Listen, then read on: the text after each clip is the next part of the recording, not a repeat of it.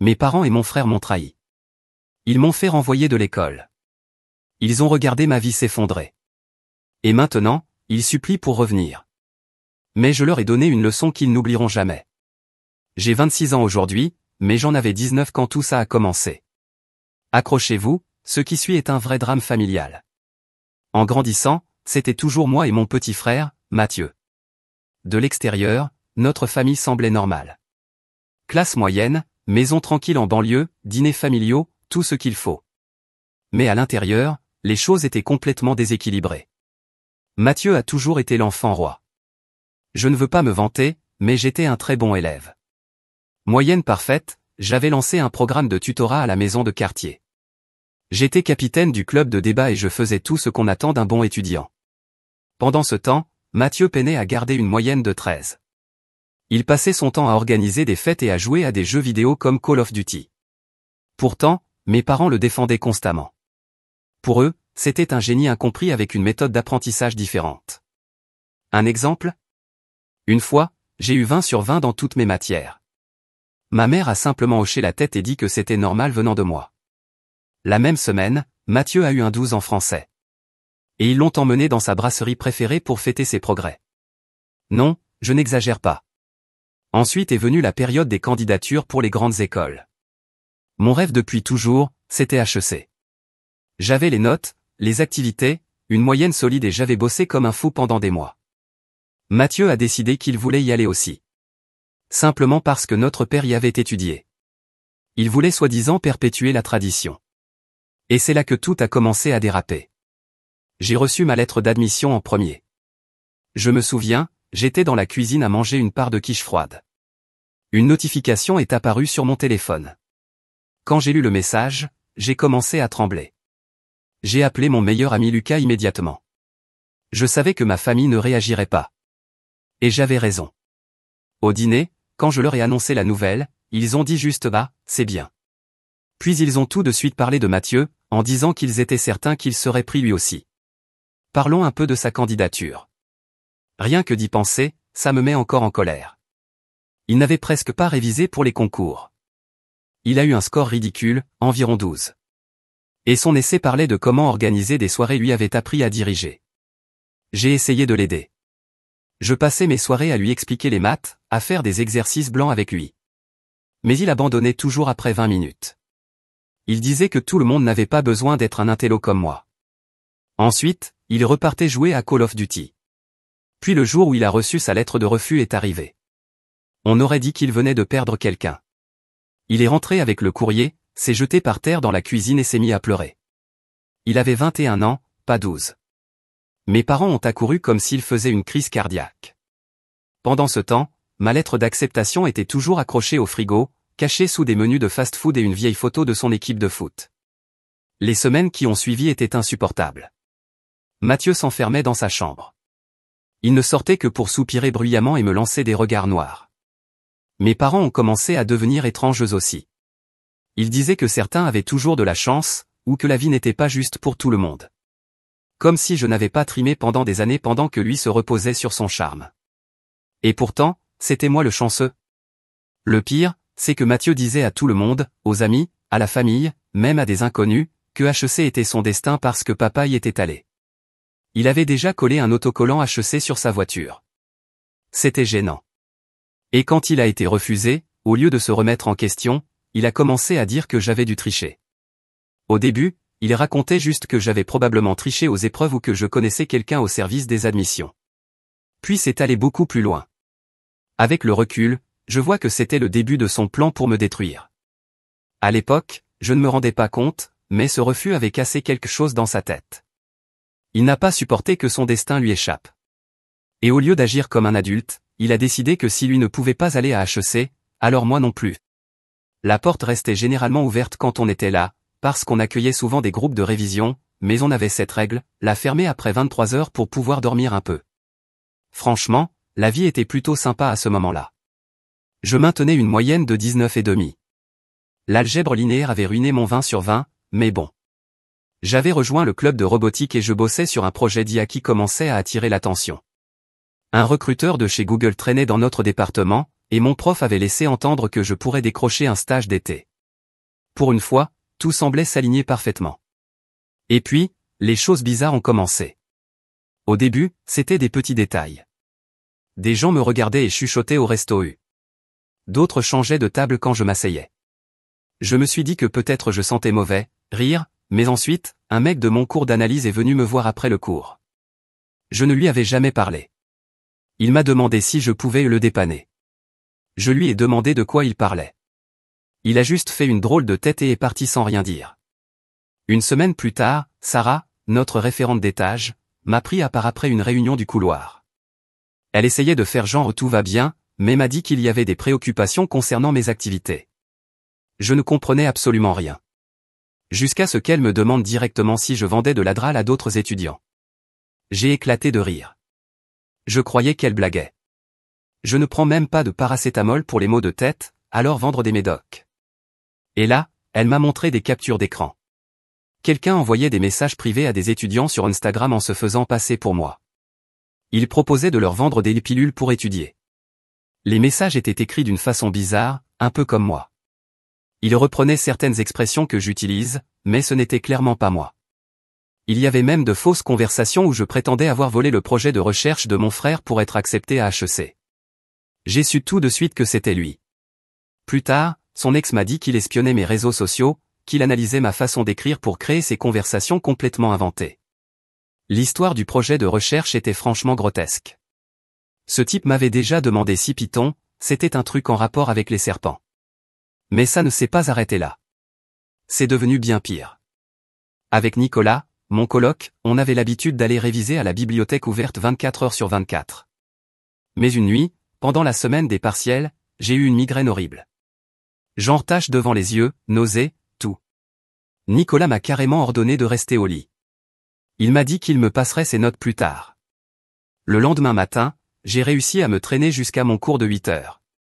J'étais idiot d'avoir pris un cours à cette heure-là. Et là, des agents de sécurité du campus m'attendaient à la porte.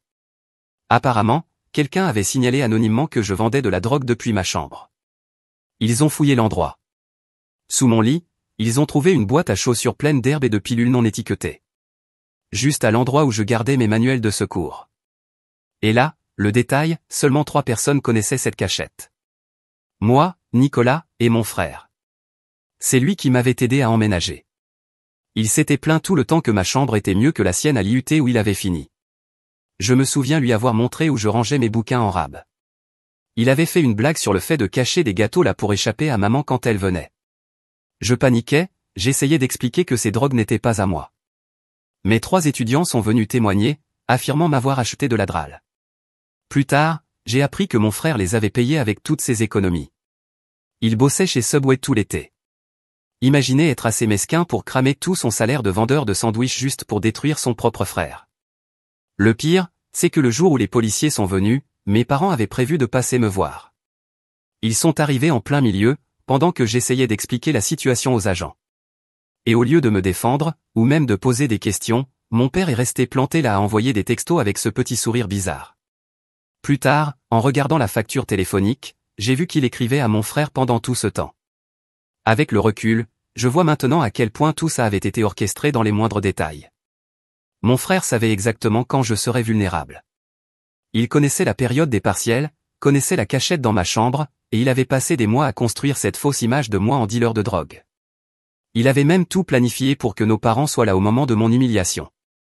Les semaines qui ont suivi furent un tourbillon de réunions avec le doyen, la commission disciplinaire et la sécurité du campus. Nicolas a essayé de me défendre. Il leur a dit que j'étais littéralement la personne la plus clean qu'ils connaissaient. Que je ne buvais même pas de café parce que j'étais bizarre avec les substances. Mes profs ont écrit des lettres sur mon caractère.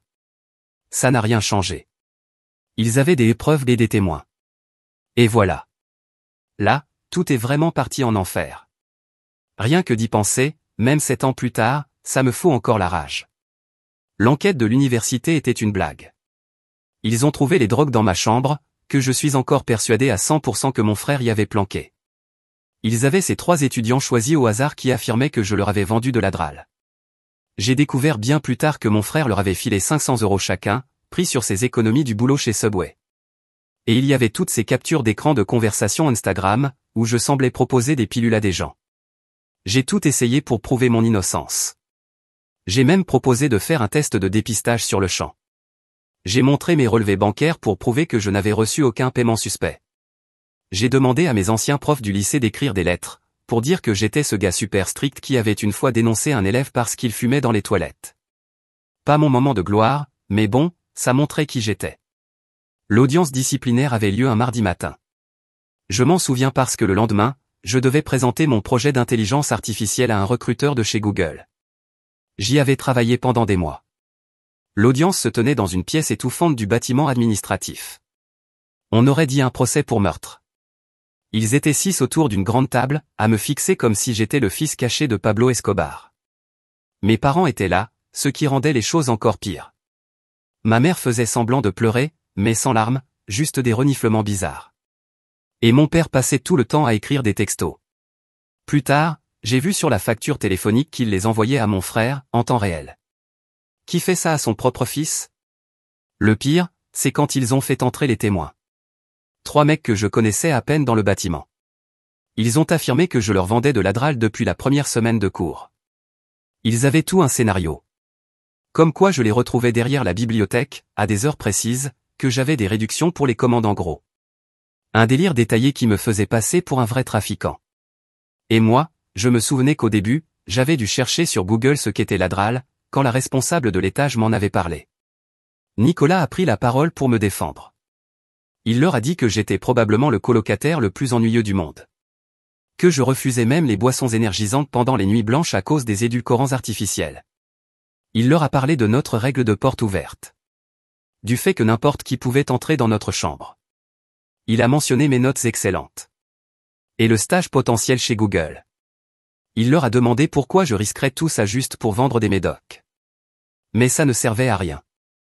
Ils avaient leurs preuves. Et ils avaient déjà pris leur décision.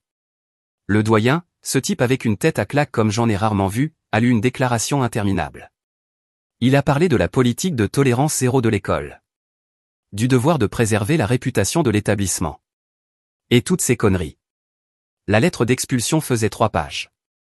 Mais je n'ai retenu que la première phrase, à compter de ce jour, votre inscription à HEC est résiliée. Juste comme ça. Tout ce pourquoi j'avais travaillé toute ma vie avait disparu. Ils m'ont donné 48 heures pour vider ma chambre.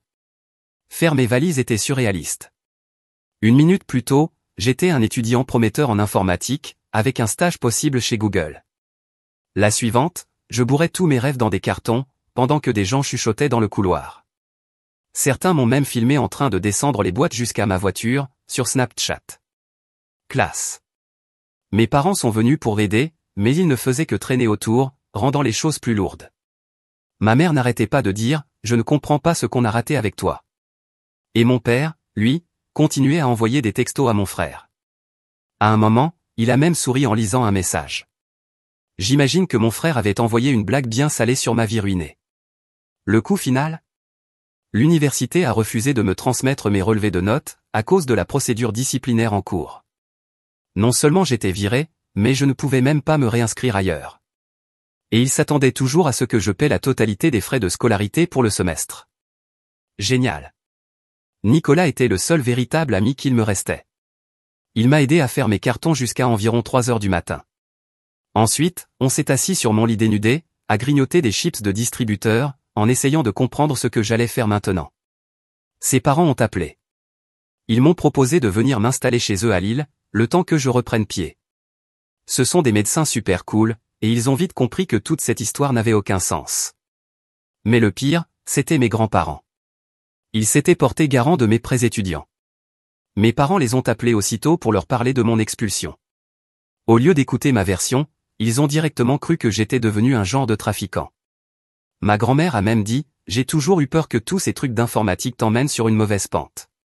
Sérieusement? Quel est le rapport entre coder et vendre de la drogue? Le jeudi soir, j'étais complètement sorti de HEC. Des années à rêver, bosser comme un malade, faire tout ce qu'il fallait, réduit à néant. Tout ça parce que mon frère ne supportait pas d'avoir été refusé. Le plus absurde, c'est que lui s'en sortait très bien à l'IUT. Il aurait pu l'accepter et passer à autre chose. Mais non. Il fallait absolument qu'il me fasse perdre ma place aussi. Cette partie est difficile à écrire. Après avoir été viré de l'école, je n'avais plus rien. Plus d'université, plus d'argent, plus de logement. Et une famille qui me prenait pour Walter White version étudiante. Heureusement qu'il y avait Nicolas et ses parents. Ils m'ont accueilli dans leur sous-sol à Lille pendant que j'essayais de remettre ma vie en ordre. Leur sous-sol n'avait rien de luxueux. Une pièce à moitié aménagée, avec des petites fenêtres près du plafond et un vieux pouf venu d'un ancien dortoir. Mais franchement, après tout ce que j'avais vécu, ça ressemblait à un hôtel 5 étoiles. La mère de Nicolas me laissait le petit déjeuner devant la porte chaque matin. Souvent juste des céréales et un café, mais ça comptait beaucoup. Et son père m'aidait à chercher du travail sur Internet. Trouver un boulot, c'était un cauchemar. Essayez donc d'expliquer à un employeur pourquoi vous avez été exclu d'une grande école sans passer pour un voyou. J'ai fini par décrocher un poste chez Carrefour. Horaire de 6h à 14h. Je remplissais les rayons pour 11,50 € de l'heure. À peine de quoi payer l'essence pour ma vieille Clio de 2008 que j'avais acheté 1800 € sur le Bon Coin. Tout ce qui me restait de mon job d'été. Mais ce boulot ne suffisait pas. Alors j'ai enchaîné avec des livraisons de repas l'après-midi via une appli. Et de 20h à 2h du matin, je bossais dans un bar douteux appelé le Penalty. Le patron payait en liquide et ne posait aucune question. Pratique, mais clairement, l'endroit cachait quelque chose. Pourquoi un bar de sport aurait besoin de 3 coffres-forts? Mon logement, c'était littéralement un ancien garde-manger. Je le partageais avec 4 autres gars dans une maison délabrée. Et quand je dis garde-manger, je veux dire que ça servait vraiment à stocker des conserves. C'était si petit que je devais choisir entre un matelas ou un bureau.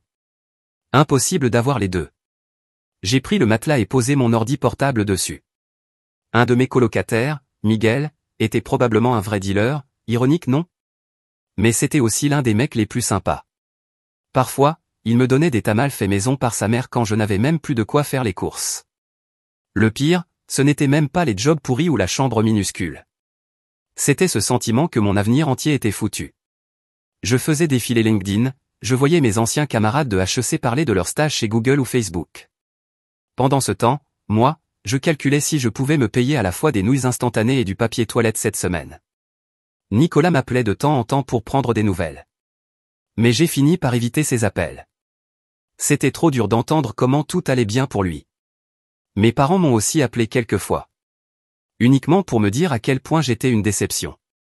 Et pour vanter les exploits de mon frère à l'IUT. Sérieux? Bravo à lui pour avoir réussi à valider l'anglais niveau bac, pendant que moi je vivais dans un placard à cause de ses mensonges. Ils ont même osé me demander si j'étais enfin clean. J'ai bloqué leur numéro après ça. La seule chose qui me gardait sain d'esprit, c'était le code. Entre deux boulots, j'allais dans un petit dîner ouvert toute la nuit, appelé Le Coin. Il y avait du Wi-Fi gratuit. J'achetais leur café le moins cher, 1,50 €, et je restais là des heures à bosser sur des projets perso. La serveuse de nuit, Linda, était une dame d'un certain âge. Elle m'apportait parfois des frites ou une part de tarte qui allait être jetée. Elle ne disait jamais rien, mais je pense qu'elle avait compris à quel point j'étais fauché. Le Coin était devenu ma seconde maison. C'était calme la nuit, personne ne me dérangeait. Et je pouvais faire semblant d'être encore un étudiant en informatique, au lieu d'un exclu qui enchaîne les petits boulots. Un soir, j'ai construit un système de gestion de stock juste pour m'exercer. Avec le recul, ce projet a littéralement changé ma vie. Mais j'y reviendrai. Certaines nuits étaient très sombres. Du genre à pleurer dans sa voiture après 12 heures de travail. Je me souviens d'une livraison. Une maison qui ressemblait exactement à celle de mes parents. Le père qui a ouvert la porte ressemblait même un peu au mien. J'ai craqué dans leur allée. Je pense que je les ai vraiment effrayés. Le vrai fond du trou, c'était vers le 4e mois. Je suis tombé malade. Genre grippe carabinée. Mais je ne pouvais pas me permettre de rater le boulot. Je me suis évanoui en plein service chez Carrefour. Le responsable, Dave, m'a lui-même conduit à la clinique. Respect à lui, c'est un vrai. Le médecin a dit que j'avais plus de 40 degrés de fièvre et que j'étais gravement déshydraté. Je suis quand même allé bosser au bar le soir même. Il me fallait l'argent pour le loyer. Pendant tout ce temps, mon frère vivait sa meilleure vie. J'ai appris par des amis communs qu'il racontait que j'étais en cure ou en train de régler mes problèmes. Il avait même pris ma chambre chez nos parents et vendu mes affaires restées là. Avec l'argent, il s'est acheté une PlayStation 5. Voilà. Vous vous souvenez du système de gestion de stock que je construisais au coin, juste pour ne pas devenir fou? C'est ce projet-là qui m'a sorti de l'enfer. Mais laissez-moi revenir un peu en arrière. J'étais assis dans ma banquette habituelle, il devait être 1h du matin. J'en étais à mon 3e café à 1,50 €. Et là, un type en costume entre. Plutôt étrange à cette heure-là. D'habitude, il n'y avait que des routiers ou des insomniaques comme moi. Il s'installe au comptoir et commence à discuter avec Linda, la serveuse géniale qui me glissait parfois des restes. J'écoutais à moitié en codant. Et j'ai entendu qu'il râlait sur le logiciel de son agence immobilière. Il disait que leur système était pourri, qu'il perdait des annonces et qu'il doublait des rendez-vous. C'était le chaos. Linda, qui m'avait vu coder pendant des mois au coin, a pris la parole et a dit « Tu devrais parler à mon ami là-bas, c'est un petit génie de l'informatique. » J'ai failli rire. J'étais pas un génie, juste un exclu d'HEC avec de l'insomnie et du Wi-Fi gratuit. Mais le type, Marc, est venu me voir et m'a demandé sur quoi je bossais. Je lui ai montré le système de gestion de stock que j'avais créé pour m'amuser. En réalité, je voulais juste aider Linda à suivre ce que le restaurant jetait, pour limiter le gaspillage. Il s'est emballé direct et m'a demandé si je pouvais faire quelque chose du même genre pour l'immobilier. Et voilà comment j'ai commencé à faire du freelance pour sa boîte. Au début, je gagnais 20 € de l'heure. C'était presque le double de ce que je gagnais chez Carrefour. Et je pouvais le faire entre 2 boulots. Marc me trouvait toujours plus de choses à faire. Corriger leur site web. Créer un système de suivi plus efficace pour leurs annonces. Ce genre de truc. En 6 mois, j'avais automatisé la moitié de leurs tâches de bureau. Ils économisaient tellement de temps et d'argent que Marc m'a proposé un poste à temps plein en tant que responsable informatique. Le salaire ? 45 000 € par an, une mutuelle, et un vrai bureau. Fini la chambre garde-manger. Et là, ça devient intéressant. En étant plongé dans le monde de l'immobilier, j'ai commencé à comprendre comment tout fonctionnait. J'écoutais les agents parler de leurs ventes, je voyais comment ils géraient les clients. Un jour, une agente est tombée malade juste avant une visite importante.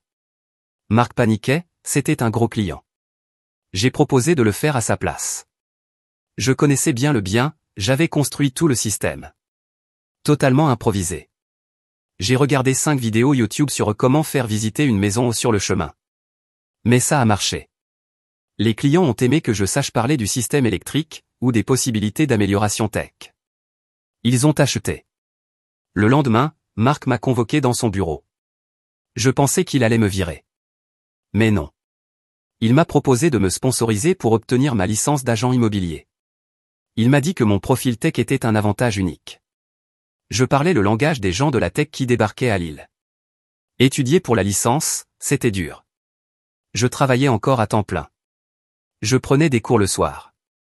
Mais comparé à dormir sur un matelas au fond d'un placard et bosser 3 boulots, c'était rien. J'ai eu ma licence en 4 mois. J'ai commencé comme agent junior. J'ai fait 2 ventes le premier mois.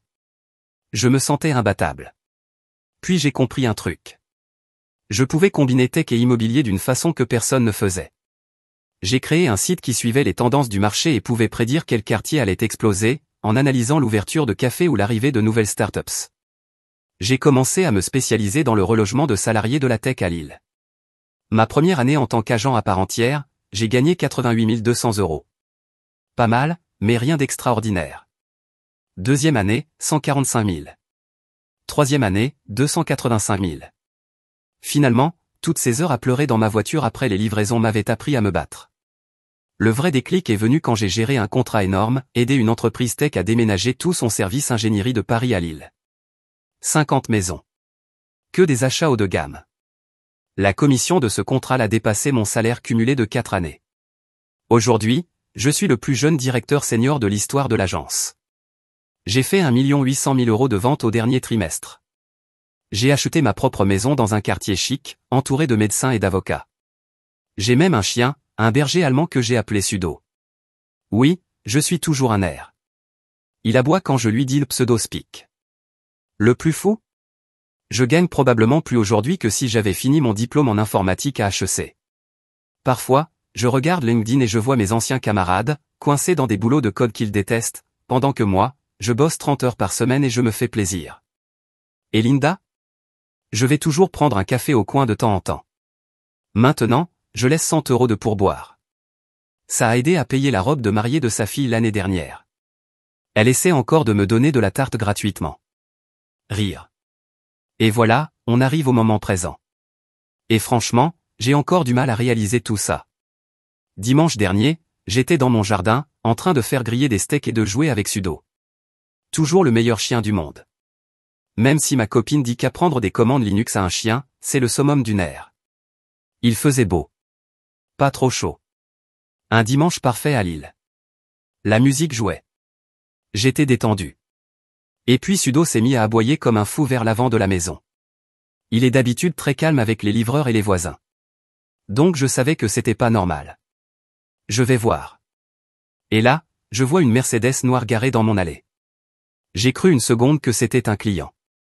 Je reçois pas mal de cadres de la tech maintenant. Mais non. Les portes s'ouvrent. Et c'est mes parents. Je ne les avais pas vus depuis 7 ans. Ma mère avait pris 20 ans d'un coup. Mon père portait une sorte de barbe qui le faisait ressembler à une version discount de Walter White. Il restait planté là, à me fixer comme s'il voyait un fantôme.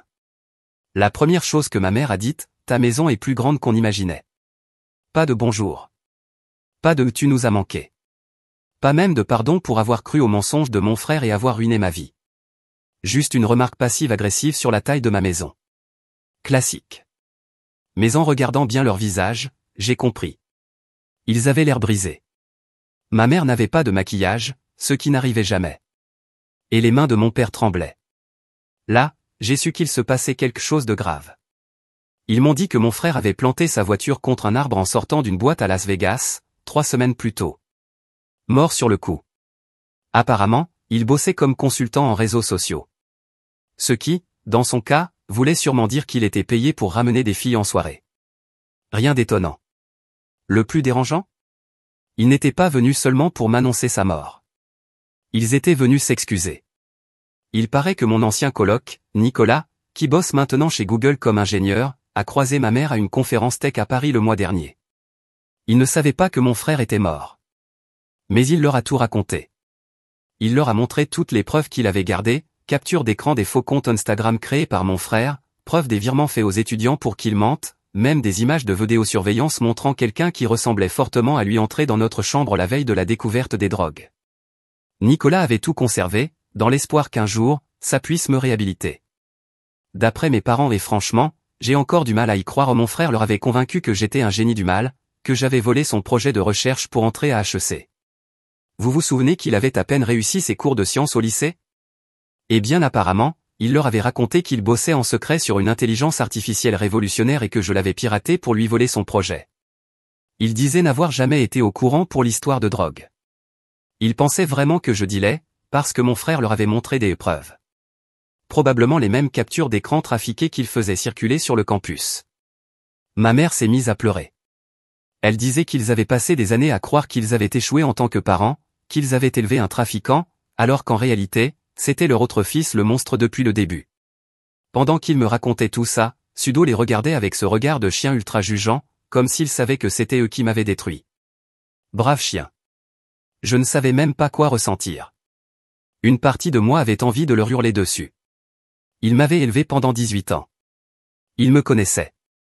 Comment pouvaient-ils croire que leur fils modèle, qui n'a jamais bu de Red Bull, était devenu Pablo Escobar du jour au lendemain? Et en même temps, une autre partie de moi se sentait juste vide. Ils ont continué à me dire qu'ils étaient fiers de ce que j'avais accompli malgré tout. Mon père a même essayé de s'attribuer du mérite. Il a dit que toutes les épreuves qu'il m'avait fait traverser m'avaient rendu plus fort. J'ai littéralement éclaté de rire. Je lui ai dit que c'était comme pousser quelqu'un d'une falaise et le féliciter d'avoir appris à voler en tombant. Ensuite, ils ont commencé à parler de leur fils qu'ils venaient de perdre, qu'ils ne voulaient pas en perdre un deuxième, qu'ils voulaient refaire partie de ma vie, rencontrer ma copine, peut-être être grands-parents un jour. Ma mère a vu une photo de nous deux accrochés au mur et s'est remise à pleurer. Elle disait qu'elle avait l'air tellement gentille. Elle est chirurgienne pédiatrique. Bien trop bien pour moi, d'ailleurs. J'ai juste dit qu'il était temps qu'ils partent. Ils ont essayé de protester, mais Sudo a commencé à grogner. Meilleur chien du monde. Et là, ils ont enfin compris. En partant, ma mère s'est retournée et a dit « On ne savait vraiment pas pour les drogues. On l'a cru parce que c'était aussi notre fils. » Et c'est ça qui me retourne l'esprit. Peut-être qu'ils ont vraiment été manipulés par lui. Mais ensuite, je me souviens de tout ce qu'ils m'ont fait, bien avant l'affaire de HEC. De comment rien de ce que je faisais n'était jamais assez. De comment il prenait toujours son parti. J'ai appris plus tard qu'ils avaient eu mon adresse grâce à Nicolas. Il les avait croisés à la conférence et ils avaient l'air si bouleversés par la mort de mon frère qu'il avait eu pitié. Je ne peux pas trop lui en vouloir. Nicolas a des parents formidables. Il ne peut pas imaginer des parents qui sabotent leur propre enfant. Alors, Reddit, est-ce que je devrais leur pardonner? Mise à jour. Cela fait environ 2 semaines depuis qu'ils sont venus m'annoncer la mort de mon frère. Et tout est devenu encore plus compliqué. Ils sont revenus hier. Encore une fois sans prévenir, alors que j'étais en visioconférence de travail. Merci les caméras connectées. Cette fois, ils avaient une boîte pleine de trucs, vieilles photos, journaux intimes de mon frère, des choses censées arranger la situation. Comme si des photos de vacances vieilles de 15 ans allaient effacer le fait qu'ils avaient aidé à ruiner ma vie. Je ne suis même pas descendu leur ouvrir. Je les ai juste regardés depuis l'appli, pendant que Sudo aboyait comme un fou. J'ai fini par appeler la police quand ils ont refusé de partir. Voir mon père essayer d'expliquer à 2 agents qu'ils voulaient juste reprendre contact avec leur fils était à la fois triste et franchement ridicule. Un des policiers m'a demandé si je voulais porter plainte pour harcèlement. J'ai juste dit que je voulais qu'il s'en aille. Et là, ce qui m'a vraiment chamboulé, c'est ce que m'a dit Nicolas après. Je l'ai appelé pour lui hurler dessus parce qu'il leur avait donné mon adresse. Mais il m'a coupé net. Quand il les a vus à la conférence, il pensait encore que j'étais un junkie. Il disait à tout le monde que j'étais tombé dans la drogue. Quand il leur a montré les preuves qu'il avait gardées, ils se sont effondrés. Apparemment, ma mère a vomi dans les toilettes du centre de conférence. Elle venait de voir noir sur blanc que mon frère avait payé ses étudiants pour mentir. Mais voilà mon vrai problème. Même si je leur accorde qu'ils ignoraient peut-être le coup monté, ce dont je doute encore, ils ont quand même fait ça. 1. Ils ne m'ont jamais cru de toute ma vie. 2. Ils ont toujours choisi mon frère, peu importe la situation. 3. Ils ne m'ont pas contacté pendant 7 ans. 4. Ils ne s'intéressent à moi que maintenant que leur fils préféré est mort. Ma psy, oui j'en ai une, parce qu'être trahi par sa famille laisse des traces, me dit que je dois distinguer 2 choses, leur pardonner de m'avoir cru dealer, et leur pardonner d'avoir été des parents pourris. Elle n'a peut-être pas tort. Je pense à toutes les fois où ils ont choisi mon frère. Quand il a cassé mon projet de science en 6e, et qu'ils m'ont dit que c'était de ma faute parce que je l'avais rendu jaloux. Quand ils ont utilisé mon fonds pour la fac pour financer sa 3e tentative de start-up, un site de dropshipping bidon. Quand ils ont zappé ma remise de diplôme parce qu'il avait la gueule de bois et avait besoin d'eux. Quand il fêtait ses 13 sur 20 comme des exploits, pendant qu'ils ignoraient mes 20 sur 20. Plus j'y pense, plus je me rends compte que HEC n'était pas la cause de nos problèmes. C'était juste le symptôme final d'un favoritisme toxique. J'ai appelé mes grands-parents hier. Première fois depuis des années. Ils se sont excusés d'avoir cru à l'histoire de drogue. Ils ont dit qu'ils auraient dû savoir. Mais ils m'ont aussi appris un truc énorme. Mon frère mentait à toute la famille depuis des années. Il leur disait que je l'intimidais, que j'essayais de saboter sa vie. Il leur montrait de faux messages comme preuve. Il jouait sur le long terme. Ma copine pense que je devrais leur donner une chance. Elle dit que tout le monde mérite une seconde chance. Facile à dire pour elle. Ses parents lui ont payé ses études de médecine et l'aiment sincèrement. Nicolas est d'accord avec elle, mais Nicolas croit en l'humanité. Il n'a pas grandi avec des parents toxiques. Ce qui m'a vraiment fait prendre ma décision. J'ai appris qu'ils ne m'avaient pas cherché parce qu'ils s'en voulaient. C'est parce qu'ils ont lu le journal de mon frère. Il y avait toute une confession. Il avait écrit tout ce qu'il m'avait fait. Probablement bourré ou en pleine crise de conscience. S'ils ne l'avaient pas trouvé, ils ne seraient jamais venus. Ils ne m'ont pas cherché parce qu'ils m'aimaient ou parce qu'ils avaient compris la vérité. Ils sont venus parce que leur enfant doré mort leur avait dit de le faire. Alors j'ai pris ma décision. Demain, je dépose une demande d'ordonnance d'éloignement. J'en ai déjà parlé à un avocat. 7 ans sans contact, suivi de 2 visites non sollicitées à mon domicile, ça devrait suffire pour au moins une mesure provisoire. Je sais que certains diront que je suis dur. Mais j'ai passé 7 ans à reconstruire ma vie sans eux. J'ai une carrière incroyable, une copine formidable, le meilleur chien du monde d'ailleurs, Sudo vient de me ramener sa balle pendant que j'écris ça à des amis en or. Pourquoi est-ce que je voudrais remettre dans ma vie des gens toxiques juste parce qu'ils se sont enfin rendus compte qu'ils avaient soutenu le mauvais fils? Peut-être qu'ils ne savaient vraiment pas pour les drogues. Peut-être que mon frère les a manipulés aussi. Mais ils étaient déjà de mauvais parents bien avant ça. Et découvrir que leur préféré était un menteur ne les transforme pas soudainement en bons parents. Voilà ce que cette histoire m'a appris. On ne choisit pas sa famille, mais on peut choisir qui mérite encore une place dans notre vie. Quand ceux qui étaient censés vous protéger deviennent ceux qui vous brisent, alors partir, c'est parfois la seule façon de se sauver. Le pardon? Ce n'est pas un devoir. C'est un choix. Et parfois, dire non, c'est aussi se respecter. Je me suis reconstruit sans eux. Et je n'ai pas besoin de leur retour pour savoir que je mérite la paix.